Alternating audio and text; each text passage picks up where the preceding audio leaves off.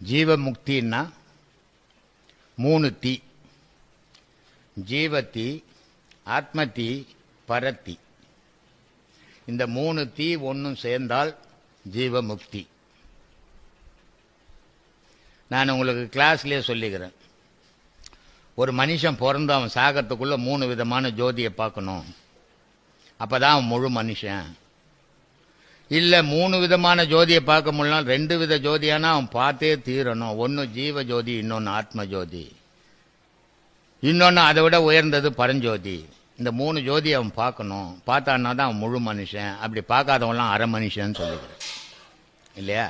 அந்த மாதிரி ஜீவ முக்தி அப்படின்றது ஜீவ சமாதின்றதுக்கும், ஜீவன் போயிட்டா அந்த இடத்துல சமாதி பண்றது ஜீவ சமாதி. ஜீவன் முக்தி, உடலுக்குள்ளே உயிர் முக்தி அடைஞ்சு அதுக்குள்ளே சமாதி